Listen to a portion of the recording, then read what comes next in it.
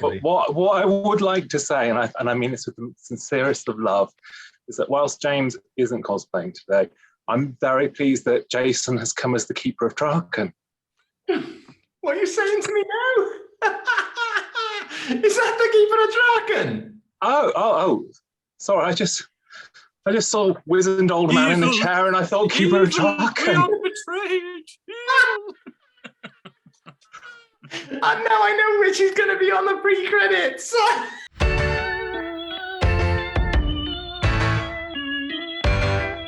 Hello everyone, welcome to another Talking About Who. This week we are doing part 1 of season 18. Joining me as ever are... Hello, it's James, I'm here again. And hello, it's Jason, and I'm also here again. Oh, well, it's lovely that we're all here again. Don't forget to like, subscribe, all that stuff that the kids tell you to do, and comments and stuff, and I promise to read them. I've got my Brighton beach gear on-ish. So let's start off with the Leisure Hive. Who's starting us with the Leisure Hive then? Or should we just go quiet for 3.5 minutes with a bit of wind effect? No need for that. We're off. I was going to say. No need for that. No need for that. We're off to our goal list for a holiday that's far from peaceful. I've got to be honest, this opening story of the season for me rings a big change, doesn't it? Gone is the lightweight, fluffy Graham Williams era, and in comes something that just feels very different in its tone. You've only got to take that tracking shot at the beginning of the episode that I think lasts for about 90 seconds. I think it literally is like about 2 minutes as this thing tracks across the beach. And it rests finally on the doctor in the deck chair. And you get a clue fairly quickly that we are under a new stewardship here. And it's not Doctor Who as we knew it. Great new, fantastic, actually, opening title sequence designed by Sid Sutton. You've got Peter Howell's brilliant interpretation of the classic theme, and actually you've got a pretty good opener here in the Leisure Hive. I like it. It's a good start to the season. Do you not think that opening shot? I mean, if you want to say it's lovely and artistic and all that, but Christ on a bike, it goes on way longer than you want for an action adventure series. We're back.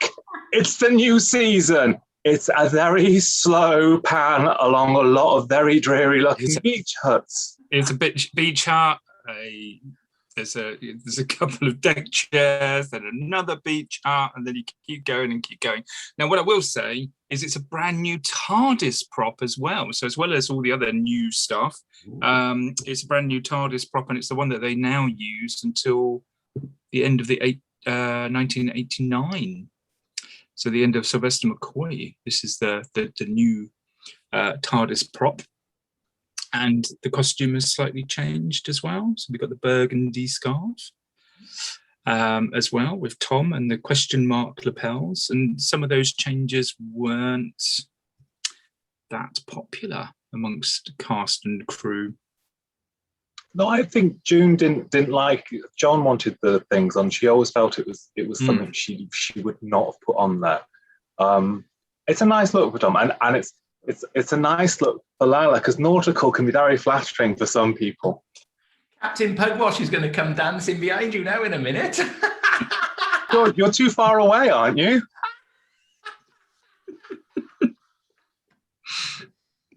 Just saying. We love each other, really. We do. We genuinely do. Honestly. No, we actually don't. Let's go back to Leisure Hive. So, I mean, the other thing, I mean, talking about the changes, is obviously and it's a quite a chronic theme throughout the season, is every time K9 appears, they have to do something brutal to him to stop him appearing too much. And so he gets blown up, which is a bit kind of like, it's a bit of a waste, I think. Didn't they do like a big bit on him in the previous season? And like he was a little bit more mobile in this one, although he did need the string to pull him along Brighton Beach. You do see the string a little bit as they're pulling him along, walking along with Romana. That's the stunt one, though, isn't it? That's the stunt canine they're using so that she can carry him because it's the lightweight. Yeah, one of the other stories you see one of the characters pick up K9 and you can see it's hollow because it's the stunt one as well. But JNT didn't like K9, didn't think that it was overused, and so you had this thing where beginning of a lot of episodes they had to explain why K9 was not there. So after he gets blown up here, in the next story they talk about how he can only run for 2 hours without needing a recharge because of what happened in the previous story. And the other thing sort of from this season up until the 5 Doctors is every story is connected in the fact that they start with a reference to the previous story. So we'll probably come across some of these as we go through the stories in this season. You've either got a trilogy, like you've got the East Space trilogy in this, or you've got links to or from the previous story. So there's a continuity that runs from this season onwards until the 5 Doctors, which is a bit. I don't want to say you're wrong here, but Big Finish surely fit about 20 to 30 adventures between each story. Obviously, but there is a nice little link between each one, and often it's just a comment, but it does start from this one, and K9 is the link because they're repairing K9 at the beginning of the next episode. I think it's a shame they didn't reference the horns of Naimon at the start of this story instead of the 97-second tracking shot across Brighton Beach then. Well, do you know what? Artistic. I'm going to put my little flag to the mast here right now. I would sell the whole of season 18 for a completed proper Sharda. That is what I'm saying right now. Absolutely. It would have been immeasurably better than anything we did get for this year. I'm sorry if you do like season 18, but my slight feeling with it is that it's like, you know, when you're at school and you've got a teacher that teaches you, but they can be fun and they let you do what you want to, but they get the same results. Or then you get a teacher who's a real miserable git and makes everyone feel rotten, but they still get the word. Both approaches are great. Season 17, amazing, love it. This is like, let's not have fun. Let's not make jokes. Let's be serious. Let's be science fiction. It's just like, and you can sort of feel that Tom and Lala are being kind of porridged with it. And I think there's one story will come later where I think it's actually very different. But I feel like, especially Tom, and as Tom gets on, he is so far out the room. He's in the car park. He's like, how many more of these am I doing? And is this a new companion? Okay. And he's just not feeling it. And I could be wrong. There are moments of brilliance. There are the odd points where I go, oh, great, this is Tom and we love Tom.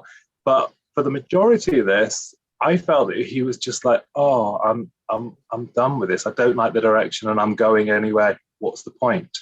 I think we will talk about this more as we get on with the rest of the season. But there were so many things going on behind the scenes. You're absolutely right. Tom really didn't want to be there. You had his relationship with Lala. You also had their feelings towards Matthew Waterhouse. You had there's a real sort of melting pot of things, and sadly, you know, some of the stories suffer because of rewrites. You're right that they took comedy out of some of them. You know, some they'd added in some comedy scenes and things, and it'd been stripped out and it'd been rewritten. And for me, when you look at the entire season, those things are obvious and those things do stick out a bit. I mean, I think some of the. Oh, go on.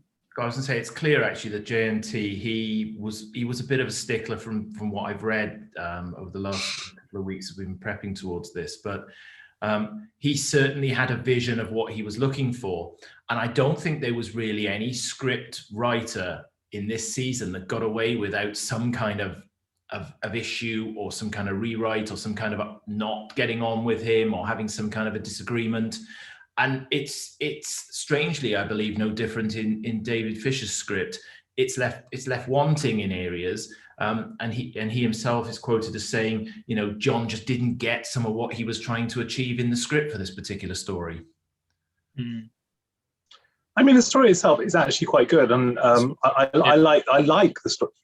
The thing I found actually, and I forgive my scoring as it goes on with this, but I found that I didn't dislike a lot of the stories. I just didn't like them, and it's this really beigey. That's what the word I would use, beige. Yeah. Boring midpoint between. It's a good. There's so many like elements that could make this brilliant, but it's just got a white gloss on it or something. It's like Leisure Hive. It should be fun. David Fisher is great. He some great stories and there's a lovely premise and I like the elements of it, but it's just a bit bland in the execution somehow, and it shouldn't be. And there's lots of David Haig. It gives it an incredible performance. I love the tones of his performance. Adrienne Corrie is very reserved and very, she's such a powerhouse on the screen. But still, it's just a bit bland. And it's nice. The doctor transformation into the old man thing is great, but then it's sort of, that is in itself, then it sort of just slows things to a bit of a.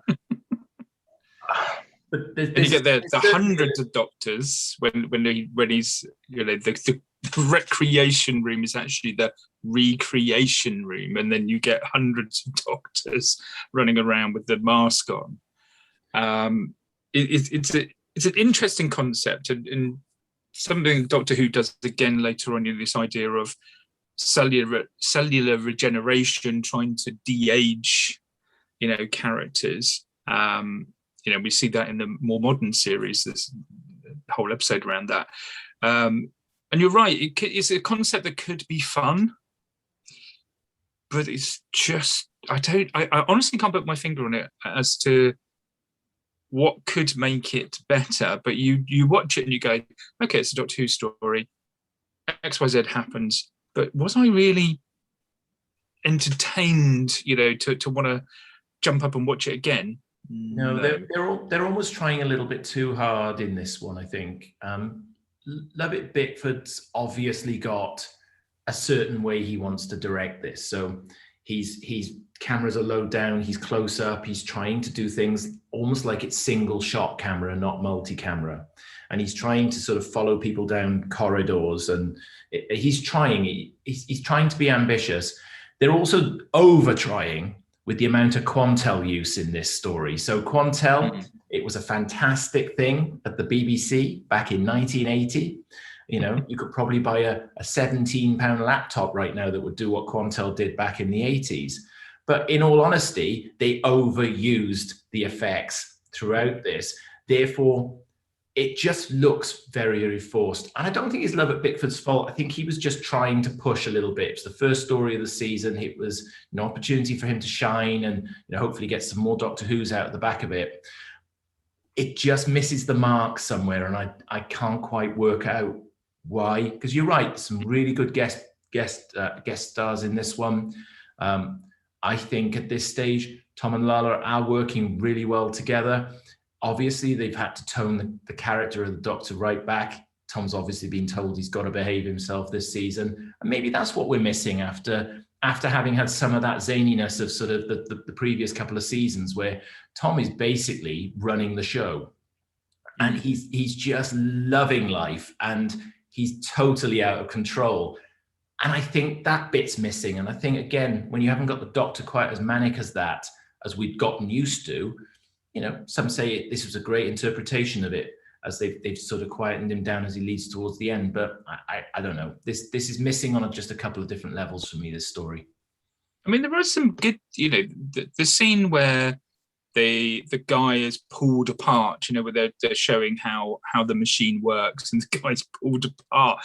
This is, again, I think we mentioned this before on some of our recordings, kids' TV. Yeah, and here's a man having his arms ripped off and his head, and you see the Doctor going through a similar thing as part of the cliffhanger. So you have that, but then you've got like the Fomacy or whatever it is, the reveal for Marzi, the reveal of their agents it's just really just it's quite comical compared to this sort of gruesome, pulling apart of people in this machine. I like it. There's a great bit at the end, though, because I think they've blown the Masi up, and at the end, Adrian Mina says, "Oh, how are we going to, make amends with them?" And he goes, "Did somebody say for Masi?" And he's got such a swagger when he comes in. It's such a terrible costume, and the combination of the movement and that thing is it's so camp. You can't believe that they were like, Tom, play it down. Like, let's not have any fun in this. And then you have a camp for Masi in the last 3 minutes. He obviously didn't get the memo. Just don't be camp. You saw the costume and thought, don't be what now? But to be honest, kids probably weren't that scared, because after 3 minutes of beach huts at the start, they'd all turn over to Buck Rogers on ITV. I hadn't. I was 10 when this first went out. You had regional variations. You were probably having this at 9 o'clock on a Wednesday. I was watching Popular Cum probably while this was going out, and then I switched to it. No. I was 10 when this went out, and trust me, the comments I'm making right now, I suppose, are comments I'm making through the eyes of me today. And I suppose the 10-year-old me wasn't going to sit there and go, "Oh, that Quantel's rather overused. In 20 or 30 years' time, that'll be worth nothing in the technology stakes." Because I'm looking at it from an entertainment perspective of that. I think it would have been a shock to me as a 10-year-old that the show had changed in quite the way it did. And I don't remember enjoying this season. I think if I look towards the back end of the season, obviously we knew Tom was going at that stage. So, it was the end of an era for me, and we'll talk about that later. But I probably wouldn't have really associated or noticed a lot of the changes that were going on in the series back then. So I suppose, as a child, if you're watching it, it's going to be a nice piece of Doctor Who fluff for you. I suppose we're picking it apart with the eyes of adults, I suppose, in this instance. I wasn't born to see it as a child, but I appreciate your story as an elder of the tribe. Well, I wouldn't say I'm as old as the Keeper of Traken, but we'll give it a good try, shall we? That's the Welsh variation, isn't it? I think probably one of the things that probably is a problem with some of the stories is the lack of a sort of direct peril, if that makes sense. There isn't a jeopardy to sort of engage you with in some ways. Because, if the Doctor and Romana buggered off 10 minutes after arriving at the Leisure Hive, it would all just sort of carry on, wouldn't it? It would just be what it is. It's sort of, I know they saved the day and blah, blah, but there's not a feeling that things are increasing, the drama is heightening, and that they've got to work to save this, or even that maybe some of the supporting characters are engaging enough that you're like, I hope Mina doesn't, die on the floor and all her beads fall off. I mean, you sort of don't feel it. She gives a great performance, but I don't think it's an empathetic character. You don't get any shades of it. You're not bothered that her lover, or however we're taking the story to be, has lied to her, betrayed her, but also still does love her and saves her life, and it's all quite heroic. But it's kind of like, what do you think of the ending where she comes out and she's got the baby Pangol, isn't it? Sort of everything has been reset. It's heartwarming. If I still had a heart, that's a great way to describe warm. It. So I'm slightly thinking we might have headed all around the Leisure Hive here. Yeah. Only one thing I think I'd want to add just before we do that is just a big old shout out for June Hudson. I know we've already shouted once on it, but she does lift this season a little bit, because she's in and out of a few of the stories, and obviously she did get the opportunity to redesign the iconic costume of Tom. We had Lala's costume, but there are some great little pieces in here of design for her, and I love watching an episode that June's been involved in. I really do. Here, we all love June. I'll shout out to Amy Roberts as well when we get there, because otherwise we'll be showing favouritism. No, absolutely, and I was going to do so as we went further. You're like the Matrix going there, aren't you? Stop the Matrix. Are we ready for scores, or does Jason have any more prescient points? And does James have any facts that he's found? No, we've covered all of my facts in here. Oh no, one more. Oh, hello. So the Formasi costume was then reused in Hitchhiker's Guide to the Galaxy. That's how good it was. That's thrifty. But also, am I right in thinking that the Argolins costumes are dyed black for the the people from Legopolis? I think they are. It could well be. That's that problem. I think Dame June was thrifty and saved J&T a few pence on that.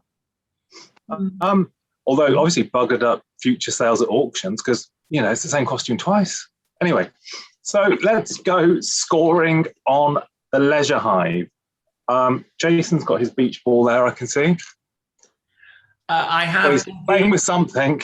Well, indeed. And I'll start the scoring off then, seeing as I've been invited to do so.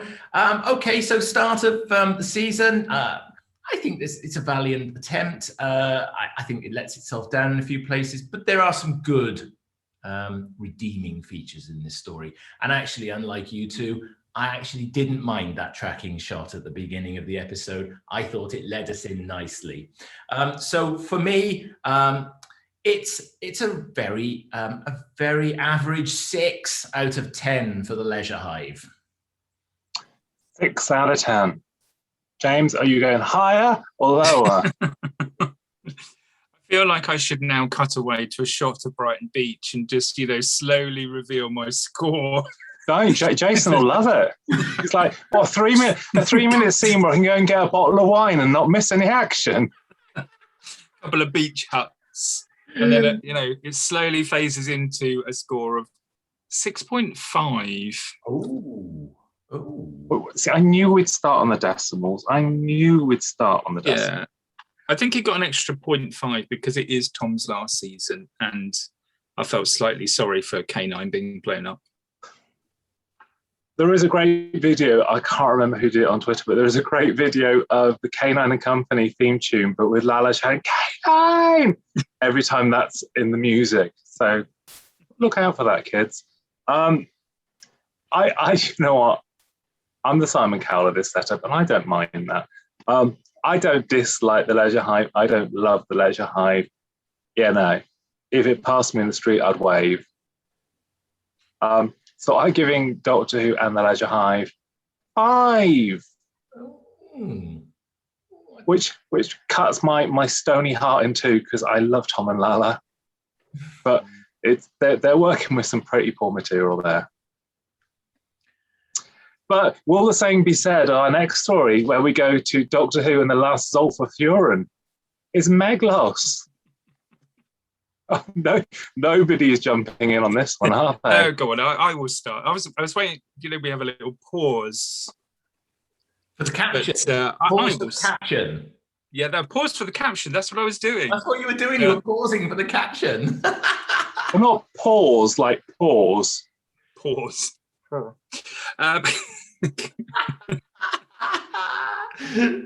We're taking this very seriously tonight, aren't we? It's the return of Jacqueline Hill. Woo! Not seen on our screen since the 1960s. However, that's probably the highlight for me of this episode. What can I say? I think there's an element in here that we were just talking about how Tom was quite restrained, in the first story. In this story, he gets to play a cactus version of himself, and he's sort of evil version of the Doctor. So he has a little bit more to do. I felt that he was a little bit more free in that respect, whereas previously he was quite tied up. Jason, you were talking about the sort of visual effects on the last episode, and here we have another lot of visual effects. So this was new techniques that they were using, which was I've got it down here. So it was scene sync. Scene sync, so they could do the cactus elements of it.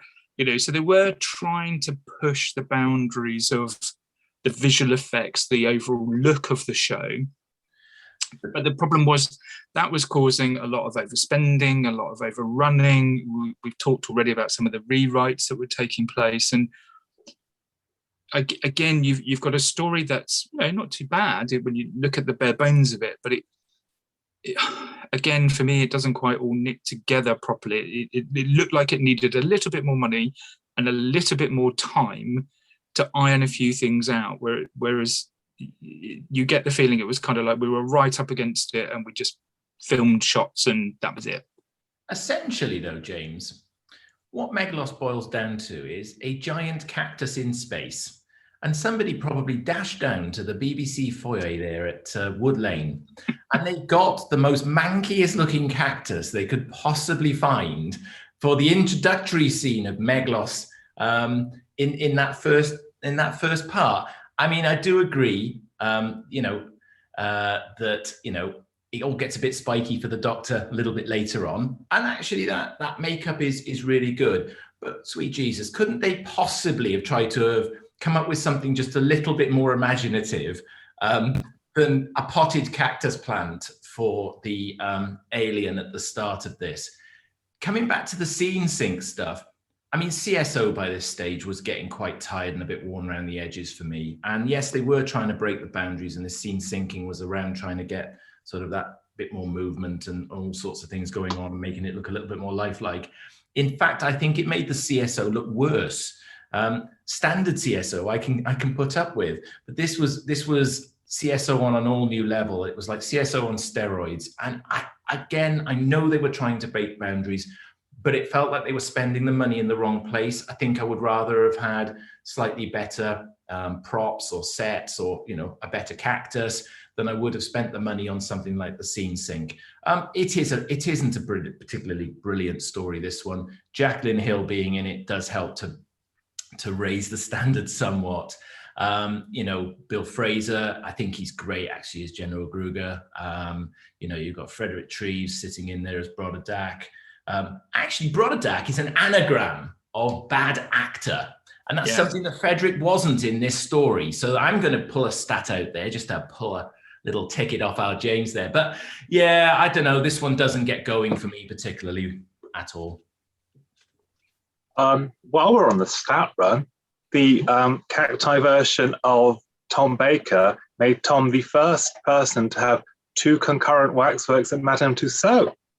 And the lovely Lalla Ward had her head grafted onto the body of Audrey Hepburn, I'm led to believe.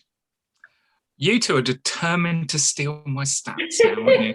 We're all over it. We're stat thieves now. Like it's going out of fashion today, James. Because you tried to pinch the Marmite off me originally. It's all friends. But what I might just say is that when I was working with the lovely Lalla Ward on this, as a product play, it's for charity, so I'm allowed to do that. Look, lovely. If you love anything to do with that, it's lovely. But her summation, and I think it's the most incredible quote in the whole book, and there's not a lot of quotes, but the most incredible quote in the book is on Meglos. She says, "I never did like cacti." That's how she surmises Meglos. I'm just like, that's sort of perfect, really. Because it's like, again, and positivity and happiness and all that shit. But if they all buggered off in the first, that's not unfair because the Doctor and Romana don't turn up for the first episode and a half of this. Stuck in a time loop. If they turned up and went straight back off again, who would really be bothered? There's no sort of compulsion to care about it again. It's that notion of, I think the guest characters are so bland. I don't actually think that Jacqueline Hill's particularly great in this. And I'm not, I think she's fabulous as Barbara, but I think she's lost in the mix. Yeah, And the most unlikely plot twist when she decides to throw herself in front of the thing and get killed instead of Romana, and then Romana cries, she sacrifices herself for me. We just met. What was that? Love at first sight? I don't think so. That's a bad plot point. No, it's I can't even say that I'm particularly fond of Lala's costume in this one. It's a sort of slight misfire. I'm not sure about the frilly cuffs and the. That's the level I'm watching it at now. I'm like, if I can't even love Lala's costume, I'm not even sure I want to be an figure of that. Yeah. The Lala in frilly cuffs and cacti set. Maybe I do. With broken canine, I've marketed it. It's done. What do you think of the dodecahedron? Oh, Jason's face. Jason, you've got to say something. You wanted an answer to that?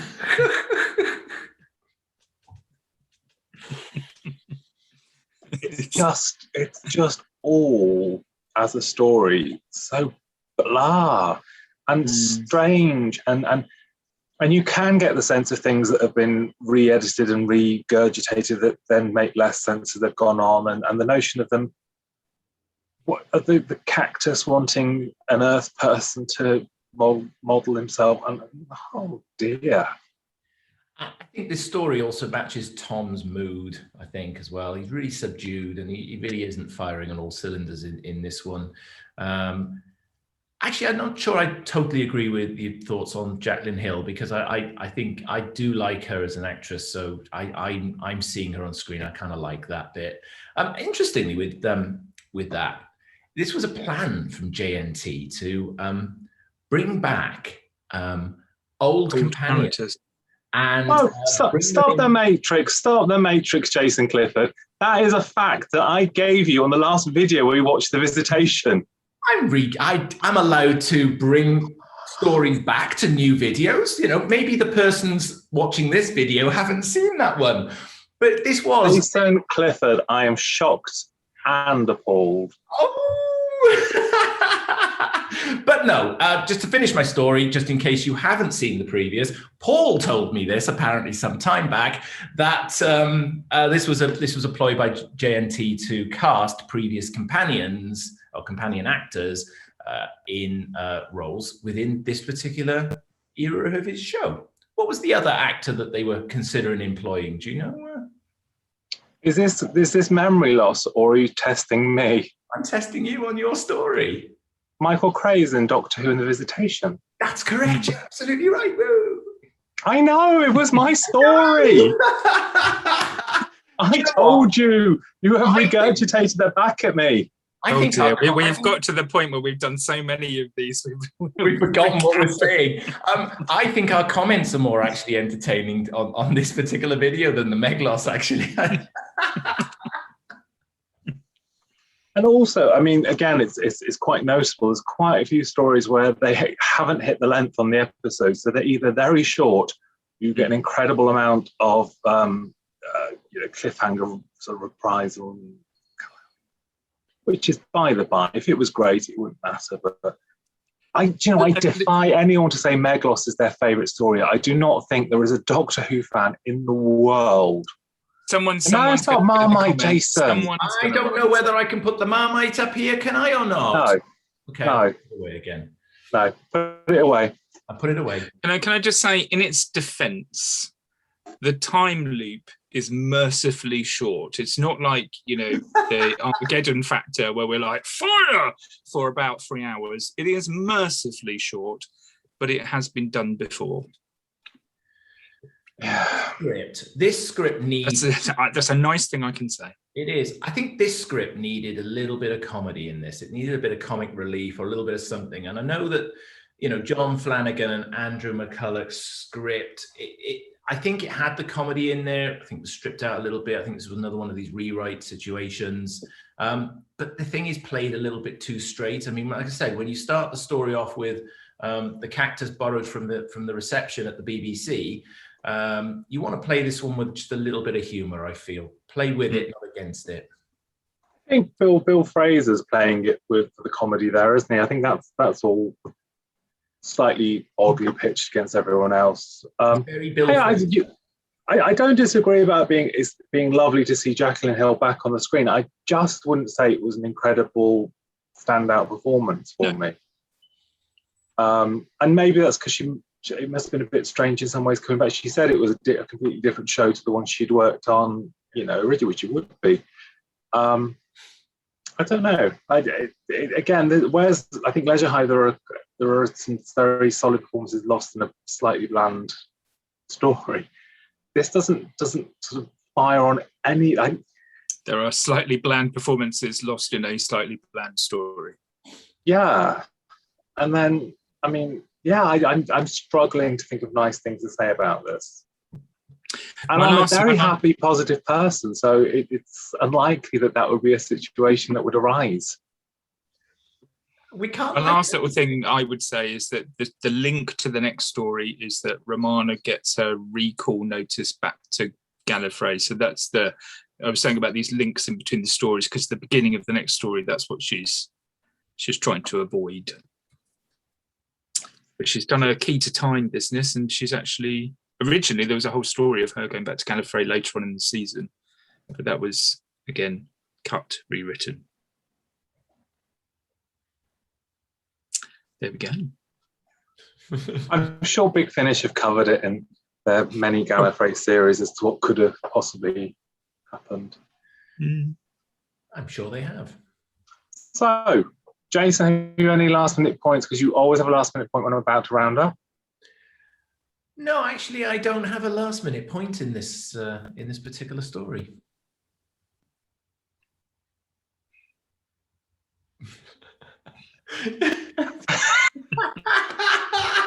Sorry, I just thought we'd give you a little Leisure Hive tracking shot moment. I think it might make you feel good. That felt like 94 seconds there, or whatever it was.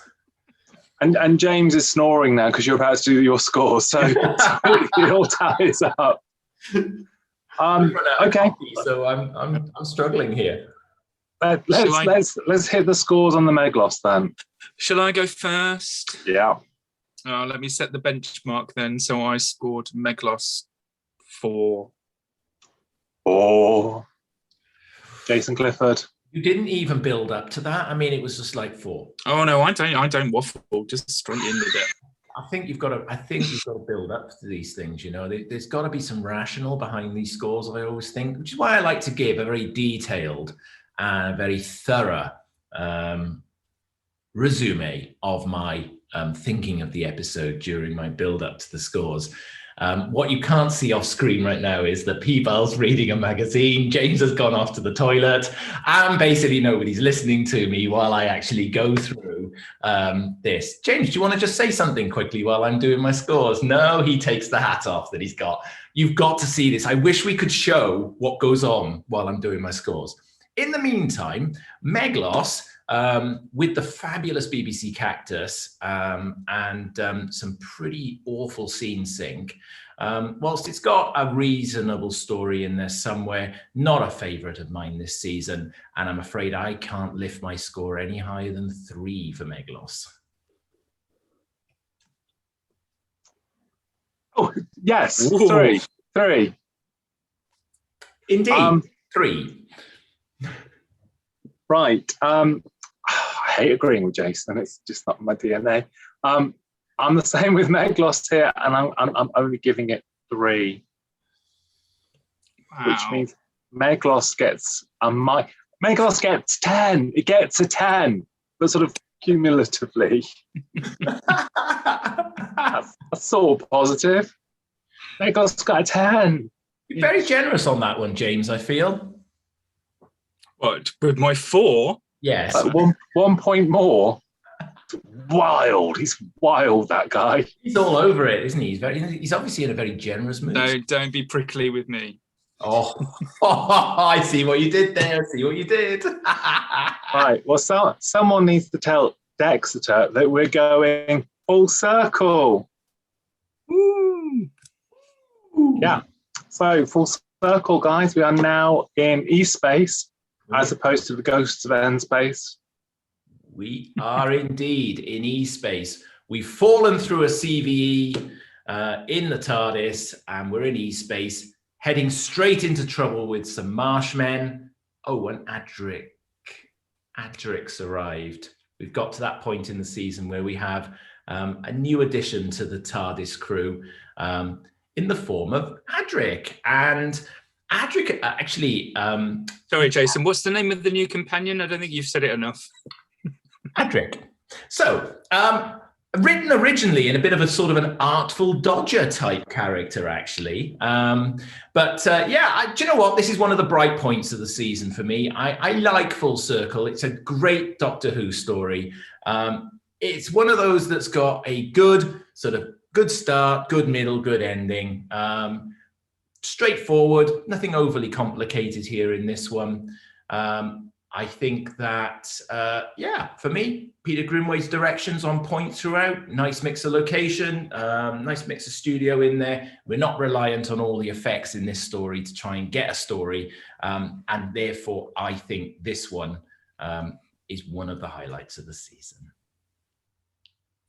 James, do you find Full Circle to be a highlight? Not really. It's not as bad as the previous story. So you're right. We're weirdly going into a trilogy, sort of several episodes in. We're going into the E-Space trilogy. I said it starts with Romana not wanting to go back to Gallifrey as she had previously been recalled. They find themselves falling through the CVE into E-Space. They find themselves on Alzarius, and you've got this mystery of the Marshmen and the spiders, and it's a story that goes along at quite a good pace. So that's a lot better. And you're right, it doesn't necessarily rely on a lot of effects. The spider coming out of the watermelon, it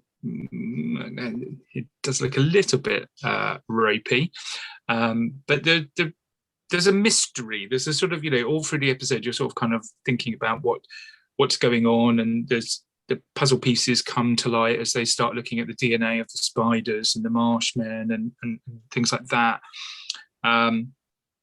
This is Andrew Smith, I believe, who wrote this, who was 17. And although this was like the only story he ended up doing, I mean, he was the youngest person, but it was the only story that ended up being commissioned. He did write some other ones, but never actually got anywhere with it.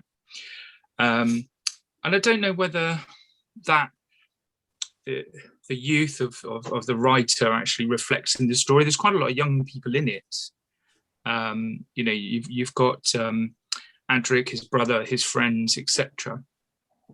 I'm going to be controversial, maybe, and say I think the wrong brother died. You can't say things like that. I just did. But yeah, I think there's a slight step up from the previous story, but it's still, for me, not quite on all cylinders. And there's a great cast in this as well. And I just feel sometimes that there's still something a little bit lacking. Here's your stato fact then. Richard and June, Ravash and the other girl, they actually became a couple, and they've got a daughter who's an actress. Oh. But then Richard, when they divorced, married Kate O'Mara. So he married 2 Doctor Who stars. Right. And then he got exiled to Canada. So it's quite the life he's had. And yet, all off the back of Full Circle. All off the back of Full Circle. Oh, it's where it started for him. He has. I can concur. There is a bit more about him. There's a bit more. I don't know. The problem is as well. And I think this is again, and it's something we covered with season 19 and the Adric conundrum. Is the sort of it's a strangely sort of contrived the right. I don't know what word I'm going to say, but he's quite complicated, but not in a necessarily fun way for the stories. He's in this one, because obviously I'm not good on the names here, but he essentially causes that poor old chap to die by falling over in the marshes, and he's like, meh. So it's not instantly likable on that front. And then you do get into that point where he starts becoming, is he with the bad guys? Is he not the bad guys? Is he, and that sort of becomes a bit of a recurring theme, but without much reward. I think that probably the key problem, and this is one of you does this, the fact. I mean, this is Matthew's second story, isn't it? So he records State of Decay first, and then it's full circle. You can, I don't know whether it's just because you know, or whether it's just that it has to, you can sort of sense that there isn't a massive chemistry coming over there with the Tom Lalla Matthew setup. It's not an instant gelling situation. I'm sure we will talk about that in later stories, because there were incidents where they really didn't come. It is noticeable, yes. Yeah.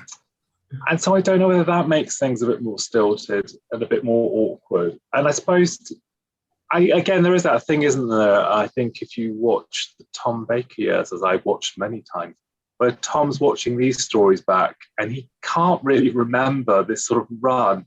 And he does say, oh, the Janet Sutton was joining the cast and stuff like that. It's like, you don't even know that it's Janet Fielding and Sarah Sutton. You can tell that Tom's he's sort of moving out of it now. And I think that sort of shows that there isn't a spark there. There isn't a kind of, this is a new team and this is great. You don't get to the end of Full Circle and think, oh, clearly he's going to join the crew because they've really engaged with him and they're having a great. I think there's probably, more likelihood of Kevin McNally stopping on the end of Twin Dilemma. There's more of a sort of build up to it, and there isn't in this, and it's. I don't know quite where the fault lies on that. I don't know. It's weird because you don't. Although Adric is in this story, it's not until the next one you realise that he's the new companion, because there is no sort of big fanfare at the end of this story where he walks into the TARDIS and says, "Hi, I'm coming with you," because he stows away, and you don't even see him stow away. You just get to the next story and it's like, oh, why is Adric here? Similar to Nyssa, where she's in her own story and then pops up, spoilers, in the next story. It's kind of like, hang on a second, there's no, do you want to come with me moment with Adric. It's kind of like, no, he's just forced himself into the TARDIS anyway. He's going to go along. And I think you're right. His character is very sort of like ambiguous when it comes to what side he's on, and I find that grates a bit sometimes, because you're just like, oh, he just sounds like a really annoying spoiled brat who's just like, oh, I'm going to go with you because you promised me this, rather than necessarily cold and calculated and devious. It's kind of just like, oh, as soon as someone shows me any ounce of power, I'm going to go with them. Well, without joking aside here, as someone who watched this as a kid, Jason, was Adric like, oh my god, there's a kid in the TARDIS, that could be me, or was it like, oh, who is this brat? Yeah, no, I think that's actually, if I look back, I think that was going to be it. I was just mulling over while you guys were talking, actually, what would have been the appeal of Adric to the audience back then. And I think it's the fact that, obviously, probably one of the youngest companions essentially youngest companions that had been in the TARDIS. I think it was. I think it was an appeal thing there for the youngsters possibly to, sit there and go, I could be in the TARDIS. You're quite right. I could be there. I think there's that sort of thing to try and link to a younger audience there, most possibly. However, I remember Adric coming in. I remember thinking that was great. I've got to say, I remember the Viewmaster set for Full Circle more than I do the story, I think, originally. But I don't think the casting, I don't think the idea is wrong. I don't think the casting's wrong. I just don't think that the writers knew quite what to do with the character of Adric, I think. And that's part of the problem here. I suppose also, does it come back to the problem we sort of went through with season 19, in that if you've got the Doctor, you've got Romana, you've got Adric, you've got K9. They obviously blow K9 up to weekly, or they smack his head off in a cave because it's, but it's kind of like, is it just that there's too much? Or I suppose we'll come on to that, I suppose, because we're a couple of stories off where Matthew is the sort of essentially solo companion, I guess. But equally, I suppose the production was a little uncertain at this point as to what direction, because they did try and get Liz back. They tried to get Louise back because they weren't sure whether Tom going would be too much for the show to survive. So they weren't quite sure what they were heading towards in terms of, It's clear that I think it's clear that JNT was building for the future. I think I've said it already earlier. But the pairing of Tom and Lala didn't need anything else. The pairing of Tom and Lala and K9, well established as we come through the previous season. And, okay, both were leaving. And I think, in all fairness, if I were going to write this season, I think I would have ended them both at the same time rather than make this a little bit split as it goes.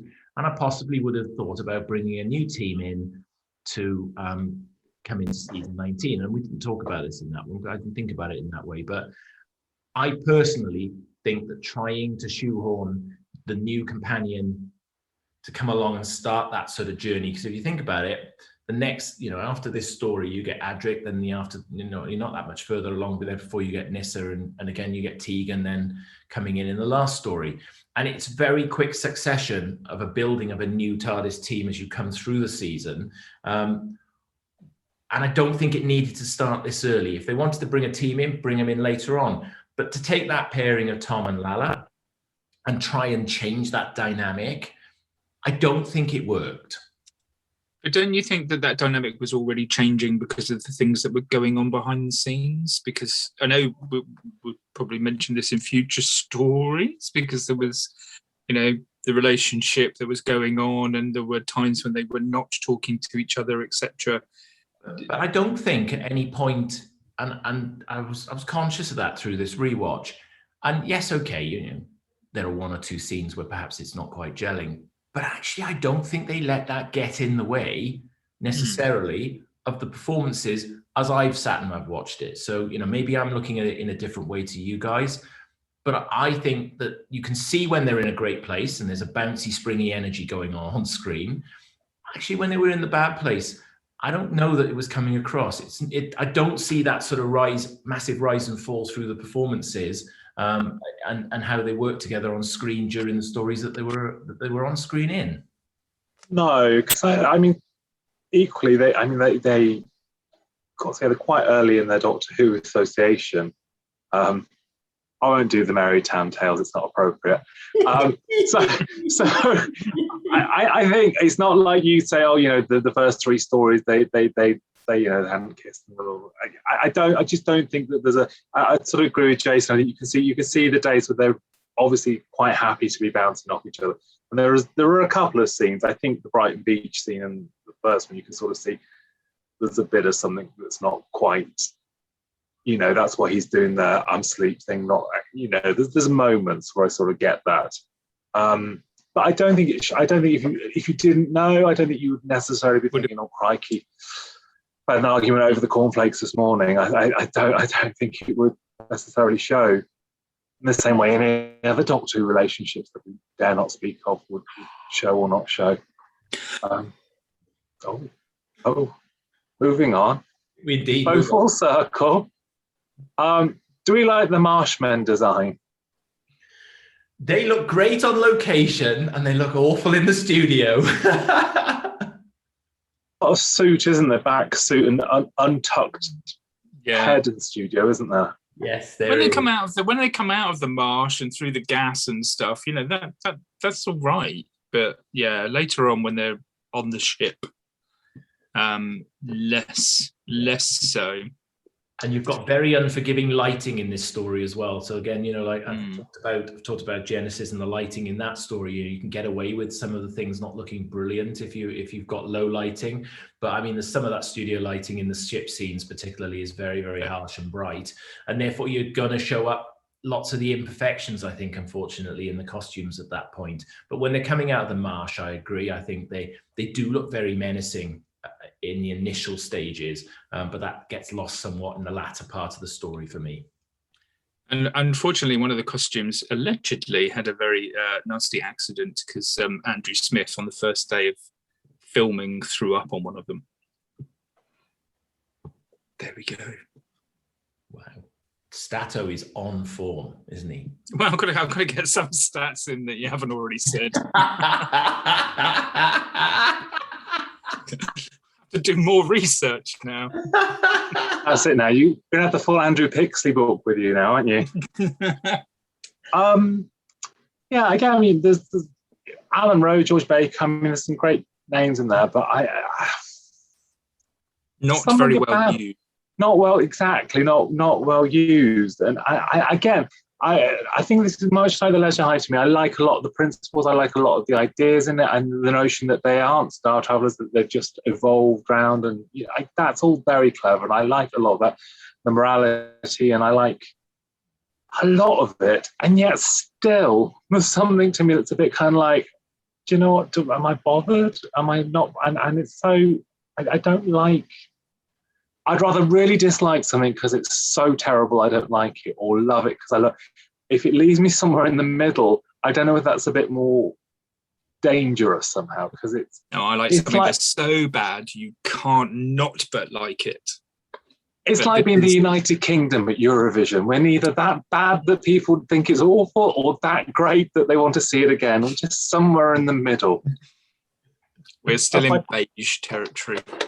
That is my top anecdote for the day there, my little analogy. So, Jason, do you have any last thoughts on Doctor Who and the Full Circle? I do, actually, yes. I'm going to just put a shout out to Paddy Kingsland's score through this. The incidentals, I think, in this season are actually a big step up, and I like them. Hey, are you hating on Dudley Simpson now? Is this where we end the call? Not hating. They're a nice step up. Because let's face it, we'd all gotten rather used to Dudley, and it's a nice change of pace. So I've got to say the incidental music throughout this season, but I'm going to give a shout out in this one in particular because I think it was particularly good. And I'm just going to give a little shout out to old me because E-Space was sort of a lead-in to a name that we gave to a convention that I helped organize back in 1990, and we called it Exospace. And that was named after the E-Space trilogy. Did you have Tom and Lala and Matthew? Well, we did, in fact, have Lala as our guest that year, yes. So she was there, and that was all very good. And I've got photos of a young me with Lala. Why haven't those surfaced? Are they on Viewmaster? Well, I hope they are, because I'll tell you, the Viewmaster, brilliant. I love Viewmasters. Polaroid. There's a cave painting somewhere at Jason's first convention. I'm saying that's sweet. We'll do the shout out for Amy Roberts now for the costume design. Oh, absolutely, because the costumes in this one are good, aren't they? So, James, any last stats on Doctor Who in the Full Circle you can give us? Nothing from me. Is that because we pinched them all? No, just there wasn't a great deal of stats around this particular story. Oh, we forgot to mention James Bree as well. It's lovely to see James pop up in this episode as well, in the story as well, actually. And Graham Cole. Yeah. You don't see him, but he'll be back as the Melker. I was going to say he will be returning. Right, so let's tell Dexter we've come full circle. Come on. All right. Who's going to score for me for Full Circle then? Go on then. I will go first. And it is an introduction to Adric, and it's the start of a mini trilogy inside the season. But it's a very lackluster start to it, so I gave it a 5. Okay. I'm surprised by that. I liked this story, so I'm not quite where James is on this one. I'm gonna have to cover that part of the screen up because I can't do it I'm gonna cover that part of the screen up so I can't see them. No, I'm not. That takes all the fun out of it. I can't do that. It's not as bad as I think you've made it out to be for me. I think it's a reasonably good story. I think Andrew Smith's script is actually quite intelligent in the way that it's put together. I don't think they realize some of the ideas terribly well, but I kind of like this. This is good traditional Doctor Who fare for me. Like I've said, good start, good middle, good ending. For me, I think this works really, really well. It's not going to be the best story of the season, but for full circle, I'm going to go 6.5. I honestly thought he was going to go like an 8 or something. I think you've been a bit unfair on this. I'm going to give it 1.5 more than you have. I think you contrary old Mary.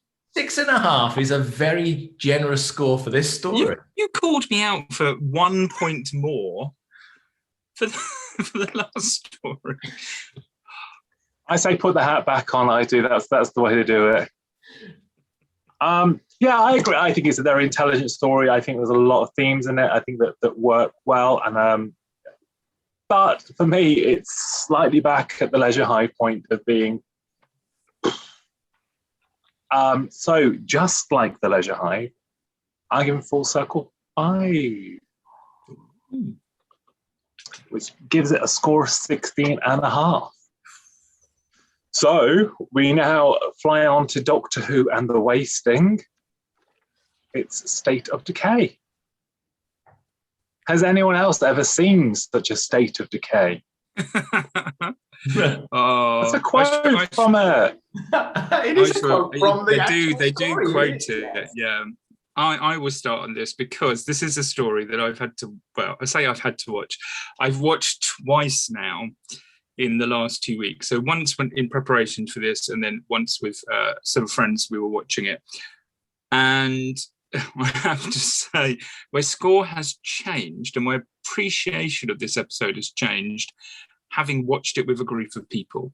And I'll explain why, because for me, when I remember watching this the first time when the E-Space trilogy video box set came out, I wasn't that impressed by the whole of the E-Space trilogy, to be honest. And this story in particular, I was kind of like, is it trying to be sort of, gothic, hammer horror sort of thing? And that's always stuck with me. And whenever I've sort of watched, I've never really kind of got into it. But having watched it with some other people that really liked it, I have to say, in particular, a call out to Rachel Davies as Camilla, who is literally chewing the scenery in every scene that she's in. And it's just brilliant high camp nonsense. And I can only describe it as sort of stage movement. When she's on the screen, she's like this the whole time. She's like, she's really going for it. Even when she's not really got much to say, she's drifting along sort of the camera. And when the characters, so when she's there with Zarge, the characters walk in front of each other like they're on stage and not on TV. They kind of do this weird thing where they dance around each other. And there are lots of faults about this. I mean, we'll probably talk about the hand coming up later on. But I genuinely now, having watched this with other people sort of chiming in and talking about it, I actually quite like it. I think it's gone up in my estimation because of the appreciation of other people and how much they love it. So yeah. Only quite. It's like, oh my days, this is where things come alive. It's like Terrence Dicks knows what to do. He knows what you need in this situation. And yeah, it's do you know what, when you said about first seeing it on video, it reminded me of a very thrilling anecdote for you, is that I got mine on VHS from Woolworths, excitingly. But it was in the days where, duplication could be quite problematic. So Warrior's Gate had got a fault all the way through the video, which meant I had to take the set back, which meant I then had to watch the first 2 stories again because of the bloody videotapes. Kids, you don't get that now when you watch it on BritBox. You don't have to watch the same story 4 times because the video reproduction's been so bad. Yeah, Jason, are you a fan of the State of Decay? The 3 who rule cast a great shadow on the village, and this is definitely a story you can get your teeth into. I absolutely adore this story. I didn't when it first went out, if I'm honest, and I adore it, I think, for all the wrong reasons, because As James has said, it's a piece of high camp, and it is OTT, and it is lots of waving hands and overacting eyes, and Tom and Lala are on fantastic form. They were clearly in a great spot during the filming of this story, because they really are playing. There's a particular scene in the prison cell where they really are bouncing off each other with type 40 jokes. Anyway, I actually like this. You're right. Terrance Dicks knows how to deliver. Chris Bidmead actually tried to get this script altered, and Peter Moffat said he would only direct the story that Terrance had written. So it's kind of interesting. I think the three guest leads are brilliant. I think that the humor in this is at the right level. Tom's humor is subtle, but I think it's perfectly played. But I've got to say, yeah, this is one that I didn't probably enjoy when I watched this as a 10-year-old. I probably didn't understand it, if I'm honest with you. Now I watch it with a slightly different appreciation. Yeah, this is definitely one of the highlights of the season for me. The great thing about this story is that you get a lot more Tom and Lala, so there's a lot more Dr. Romana stuff. So I think you get more of the humour through on it, and that sort of lifts it. They don't even know that Adric's there, do they, for quite a big chunk of it. It's only when someone goes, I can't count. Although Lala is, fair to be said, Lala is a little bit curt with him in episode 4, right towards the very end there. She's really giving it what for. And you can actually tell that the chemistry between the two of them necessarily isn't where it needs to be. But I mean, in the world of horror linkage, you've got Adrian Corey in Leisure Hive, who's in Vampire Circus with Lala, and then this story where Lala's bitten by the vampire instead of being a vampire. My world, that's probably not very amazing, but it's quite funny because all the Hammer, because if you're a Hammer fan, the Lala pictures are all the big fangy kind of, so you get the sort of the other sort of side of it in this, where you've got the white virgin dress and the line back to the bat to do the, I like it. Carry on. I was going to say there's lots of Hammer references. So you've got the tower, you've got the villagers, you've got, the sort of dastardly plot where they're draining all the blood and everything. There's some proper sort of Hammer-esque elements to this story, which again, really appeals to me. And Orcon as well. So you've got you've got Zargo and Camilla, who are almost comedic. They do this sort of dancing around together, and all this, the hands and the eyes and the facial expressions. And then you've got Orcon, who's much more sort of what I would say is Hammer horror sort of villain, who comes in, is in control, is very, hypnotizing eyes, and and again, great contrast to the other two. And when he's there, they're sort of behind him all the time, sort of doing this and everything. But he's really straight-faced and just focus on his eyes. I love that. The Rachel's performance is all the more remarkable when you meet her in person. I mean, you can't reconcile the two. She's such a sort of funny kind of, gossipy, lovely person, and yet on screen it's this very operatic and quite cold. But must be an actor, obviously. But it's quite it's an amazing contrast, sort of in a neat sense.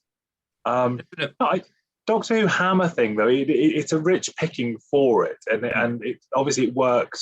It worked for the Stones of Blood, and it obviously worked massively for a lot of the Hinchcliffes, and then sort of go forward. It's something that you can dip into, and you can take those bits of iconography and run with it. I mean, even the location is a Hammer location. That's completely, home ground for Dracula. But it has got quite a gothic Shakespearean feel to it later on as we get into the sort of castle scenes. So it has got that sort of Hammer feel, and I think that's where I think the sets in this instance are very good in this. It's well realized, good bit of location, good bit of studio. I prefer to be having a nice mix of the two in stories. So I do think the sets are quite lavish in this one, and I do think it works really well. But again, I've always said this about BBC. They do costume stuff really, really well. Yeah, they do. I mean, there was some really, big names that they were looking to try to cast as Orcon. as well. So they had Colin Baker and Michael Jason, who we know very well, Patrick Stewart, Ian McKellen, Stephen Burkoff was another person that they were interested in playing that role. And I can't really imagine anyone else doing it, but, you know, looking back on it now, one of those names would have been, you know, really sort of something for this casting. Difficult for a signing, I think, is what we'd look at that. I suppose, having said it, it's fairly impossible with who they did get, isn't it? Let's be honest now. Who owned the audio cassette version of this story? Oh, you're leaving me hang, aren't you? As if you we know, do that. Tell a lie. When I was a time tot, I went to my library, so I must have been about 12 or something. And it was one of the cassettes. I mean, they must have had a donkey's years. Thank you, Bugly Library. But I took that and copied it on my twin cassette deck. And because it was quite short, I think I copied it over twice because it was a 90-minute cassette. And so maybe it twice. Could be misremembering. Yeah, I suppose in some ways that's an odd thing, because it's a story that would have been out there a lot more than other stories, because you could listen to Tom reading it. It's a very visual story, though. So again, it's one of those that, again, I didn't understand. As I said, I didn't understand the story originally, probably when it went out, and I'm not a fan of audio, so I'm not entirely sure I would have got the richness of the story. What wouldn't you have understood, though? And I mean that with love. No, I do understand. I've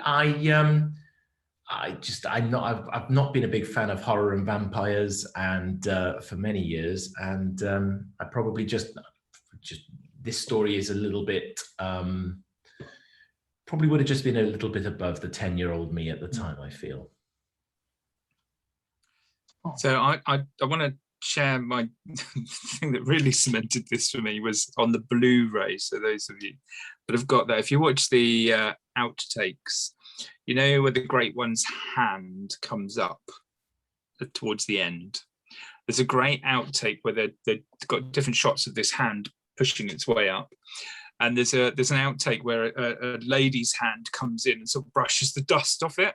Just looks really surreal. You've got this vampire claw coming out, and then this lady's arm appears and just sort of reaches in and just brushes a little bit of the dust off of it and just moves away again. Could have had the hand like CBBC with the duck, couldn't they? The butler's hand. Yeah, just coming up with a glove on. I suppose that's probably, if I was going to say a failing in the story, is that they talk about the Great One, this massive vampire that's lurking underneath. You see a sort of slightly juddery bat effect that's a bit hither or thither, and then it's just a sort of a clawy hand, isn't it, that then dies. It's like Jason trying to wave for your attention. It just does that and then flops. I don't believe you just said that. I don't know. An old parasitic bloodsuck. I don't know. There's no. Anyway, what I would say actually, and I was thinking about this only the other day when I was watching it. If anyone has read the book Blood Harvest, which is Terence's New Adventures sequel to it, that's a very good book. And it also links to goth opera slightly, so that's also a good book. But particularly Blood Harvest, if you like this, is worth hunting. I don't know whether it's £1 million now because it's a New Adventures novel and these things are hard to find. But if you can find it, have a look for it. Blood Harvest is a good read. Jason's nodding. He's read a book. I haven't read this particular one actually. So no, I just meant a book. I'm nodding because I will now see if it is £1 million and therefore not buy it. It's all right. Dexter will do a discount on one. Yes, he would. So, are we heading towards the score on Doctor Who and State of Decay? I've never seen such a State of Decay. Well, this will be a State of Decay because there is nothing further for me to add to this. Oh. Okay, so who's going first then? Okay, I'll start us off on this one. I was boldly proclaiming at the start of this little chat about this particular story that it's a favourite of mine from the season, and it is. It's one of the higher points in the season. James, don't put flashing lights on. I just wish you could see what I can see. Okay. I think this is a great highlight in the season. Compared to some of the stories we've got, it's a mixed bag in this season, but this is definitely one of the ones that stands up there. Great Tom and Lala throughout this. Some real camp chewing of the scenery. Good story underneath this as well. I think Terence can hold his head up high. For me, State of Decay, not such in a state of decay when it comes to my score, and I'm going to give this story 7.5. I love how sometimes you can just tell when you're giving your scores, you're thinking the score as you're going. You're like, oh, what am I going to go with? Oh, it's going to be 7.5. Oh. I always have an option of where I'm going to go, and 7.5 was where I felt comfortable with on this occasion. Ooh. Don't argue with her. James. So I feel that I can't give a score without doing this. Ooh. You know, just chewing up the scenery as I go. I love this now, and I'm very thankful to the people that have given me an appreciation of just how wonderfully camp and silly, but at the same time, you know, quite hammer horror-y darkness as well. So I have scored this a blood-curdling 8. 8. Here we go. Yeah, do you know what? I did think long and hard about this, and actually, I came down with both of your scores at some point in my summations. I like horror. I like a bit of the gothic. I like the humour. Love a little bit of vampire who isn't a bit bitey now and then. So I decided to score this 7.5. Well, that's good. So you know, I can sort of go, oh gosh, James, you've overscored it because you've given like half more, which gives State of Decay 23 points. Yay! Which means at the halfway point, at the bottom of our barrel so far is Meglos with 10, followed by Full Circle with 16.5, Leisure Hive with 17.5, but storming into the lead for Jason Hand, it's State of Decay 23, but it's all to play for. So we shall be back with part 2 very soon.